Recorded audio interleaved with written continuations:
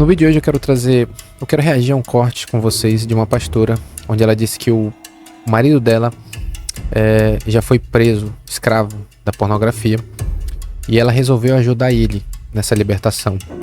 E no processo dessa libertação, ela descobriu que existiam espíritos que estavam por trás, aprisionando o marido dela. Então ali não era apenas um problema de desvio de caráter no marido dela, não era só obra da carne, mas havia influências demoníacas por trás que estavam aprisionando o marido dela e ele não conseguia ser liberto da pornografia.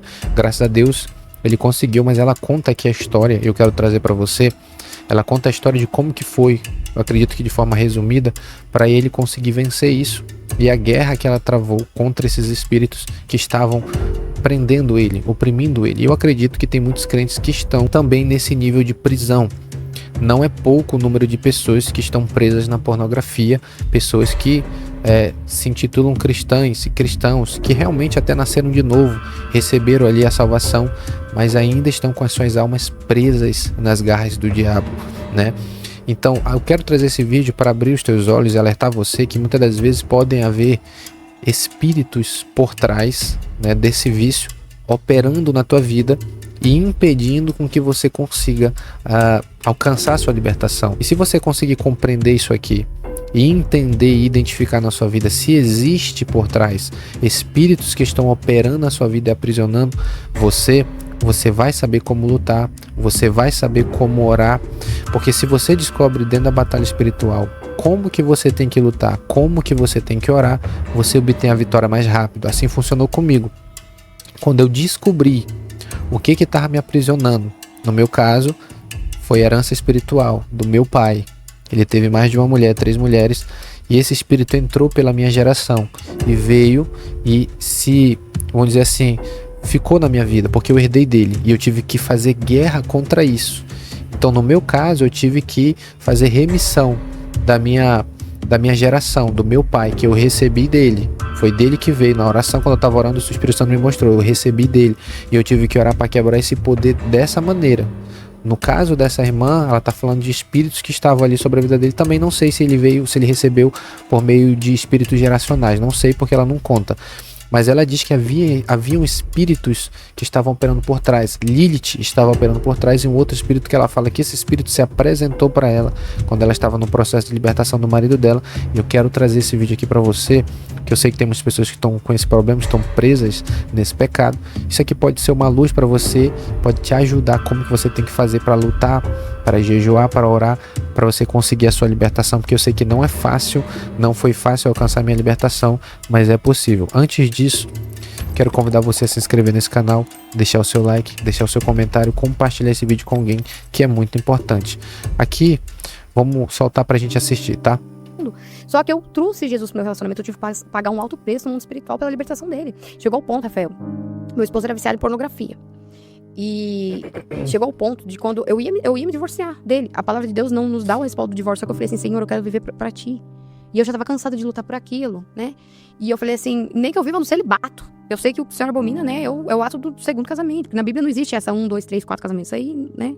Não tem concordância com a palavra de Deus. E eu falei assim, vamos viver no celibato tal. Aí Deus falou assim pra mim, filha, entra na guerra. Foi quando Deus falou assim, mas eu achava assim, não, é ele que tem que buscar tal. Mas Deus falou assim, tem que ser você. Você que vai ter que pagar o preço, né? Ele tá influenciado pelos demônios. Quando é que ele vai ter essa mentalidade de buscar? Aí vai eu, pagar preço no mundo espiritual, orando, jejuando. Aí, olha o que aconteceu. A casta demoníaca que acompanhava ele se apresentou pra mim. Visivelmente. Se manifestou. E eu nem sabia qual que era, porque até então ele não tinha me falado. Eu sentia que tinha coisas no mundo espiritual, mas ele não tinha falado em si que tinha uma casta demoníaca que acompanhava ele, né? Era até a capa preta, acompanhava ele. Ele entrava no carro, o demônio abria a porta, entrava e sentava do lado dele, né? E ele teve várias experiências assim, de pessoas passar e ver do lado dele, né? E quando eu comecei no primeiro dia, que eu entrei na guerra pela vida dele, para que ele fosse totalmente liberto por isso, porque naquela época ele não era convertido. E ele nem tinha vontade de converter, ele bebia, fumava e tal. Eu falei, agora o que eu vou fazer, Jesus? E ali, o primeiro dia de batalha, de guerra espiritual, que eu entrei literalmente na batalha, eu declarei no reino espiritual, foi Satanás. Eu declaro pro meu marido do Senhor, então eu comecei a declarar palavras proféticas sobre ele. Era de dia, era de manhã, até hoje eu lembro. Eu tava dormindo no quarto do meu filho, na cama do meu filho. Eu era imatura nessa época, não sabia muita coisa, tava dormindo em quarto separado, mas enfim, Deus permitiu para que eu aprendesse, né? Eu creio. E ali, aquela casta demoníaca, ele se apresentou, eu tava assim, conversando com Deus, já tinha feito oração de guerra, e deitada de manhã, ele deu um tapa no meu pé. Eu tava assim, olhando pra cima, eu tava conversando com Deus, deu no solavanco no meu pé. A hora que eu olhei, foi se materializando assim, devia ter uns 3 metros. De uma capa que ia até o pé dele, assim, um chapéu. E falou assim pra mim, quem é você? Quem que você pensa que você é pra orar por ele? Ele é meu. Falou dessa forma. E aposto que é tipo assim, eu falei, não, beleza, vamos orar, vamos expulsar. Eu achei que era só aquele lá.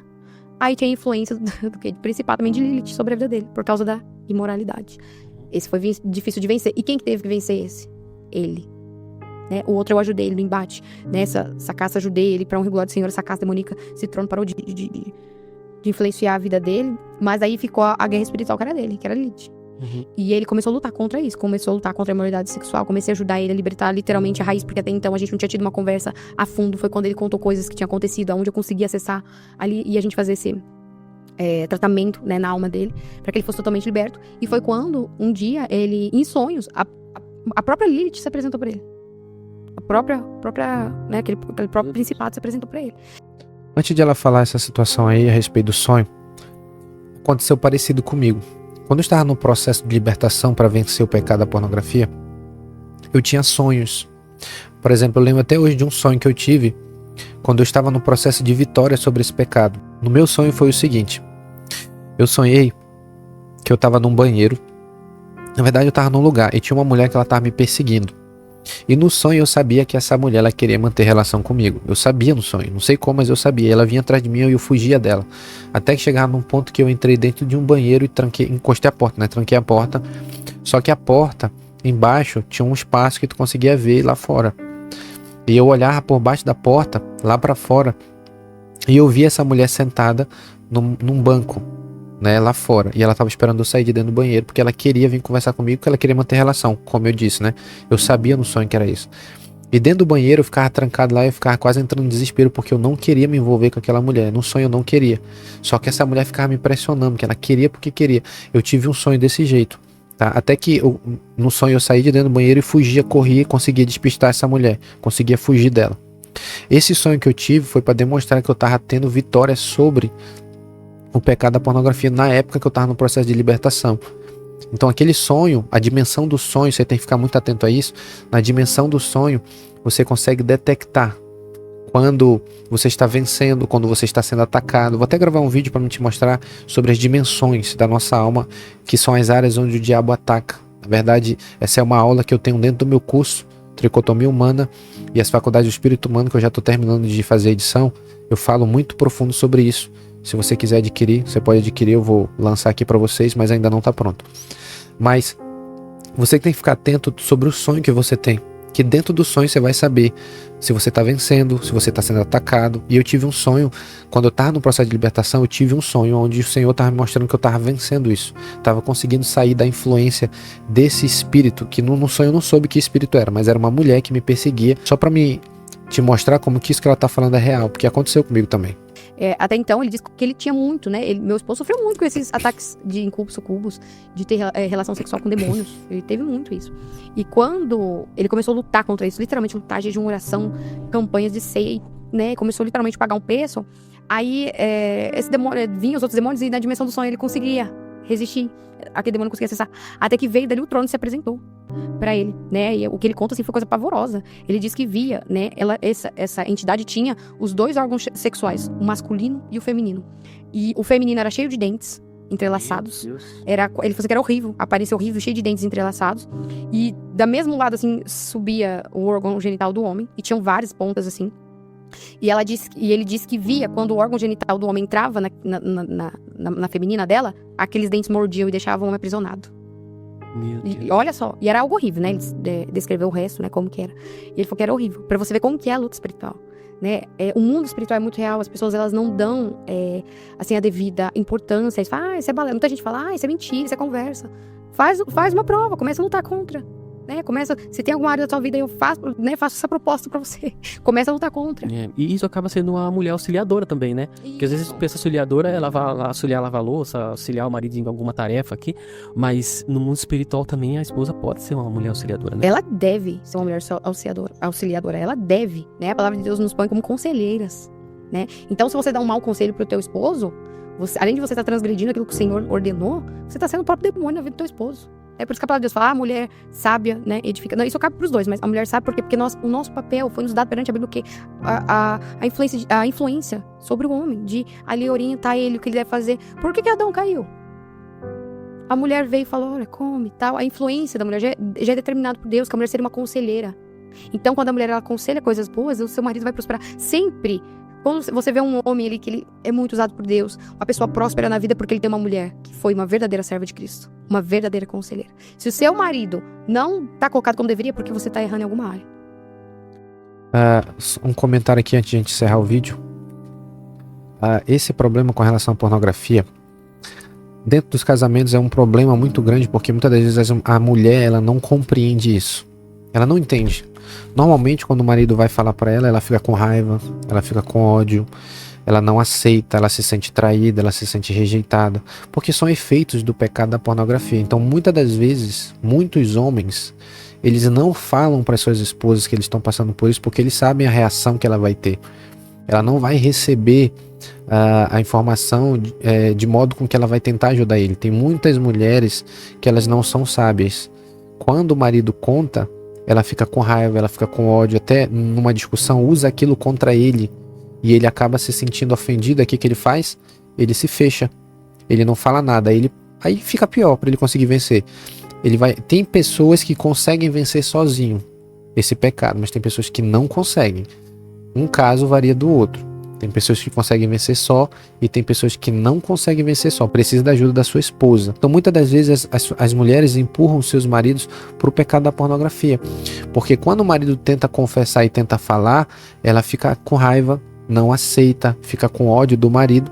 E aí acontece discussão, acontece briga. Então, o que o marido pensa? Se eu contar, eu vou gerar briga. Se eu contar, eu vou ter discussão. Vou ter briga com essa mulher. Então, para mim não ter outro problema além desse que eu já tenho, então eu prefiro ficar calado, ficar só com esse problema, do que ir contar para ela e arrumar um outro problema, né? E começar a ter discussão constante dentro da minha casa. Então é melhor eu não falar nada e ficar calado. Porque a mulher, muitas das vezes, ela não tá ali para auxiliar o marido. Embora ela deveria ser, ela não quer auxiliar. E eu não tô dizendo que ela deve abraçar o pecado do marido e entender como se fosse algo normal. Não. Ela tem que ajudá-lo. E ajudar ele não é condenar ele, não é lançar na cara dele, jogar em rosto que ele está no pecado. Disso ele já sabe, tá? E tem muitas mulheres que elas não têm essa maturidade e acabam empurrando o marido para o pecado com mais profundidade. E o marido não consegue se libertar, tá? E quando eu digo isso, eu não estou dizendo que ele é inocente, mas todos nós temos pecados, temos áreas onde nós lutamos e todos nós precisamos de ajuda. Um precisa ajudar o outro, a gente precisa entender isso, tá? Então é muito importante isso aqui, a mulher ajudar o marido, para que ele consiga se libertar. Assim como ele tem que ajudar ela, se ela tá nessa área, porque tem mulher também que tá presa nisso, ela precisa se libertar. Então um tem que ajudar o outro e não condenar, porque para condenar já tem o diabo, já tem ele mesmo se condenando, então já tem muita gente condenando. Aí a mulher junta para condenar, o marido se junta para condenar a mulher, aí o problema é grande, aí não vai se resolver, não vai conseguir vencer, tá? Então é muito importante a mulher ter isso aqui em mente, ter essa compreensão de que ela precisa auxiliar o seu marido, precisa ajudá-lo. Então, se você gostou desse vídeo, deixe o seu like, deixe o seu comentário, compartilhe esse vídeo com alguém. Se você não é inscrito, se inscreva. Que Deus te abençoe, em nome de Jesus.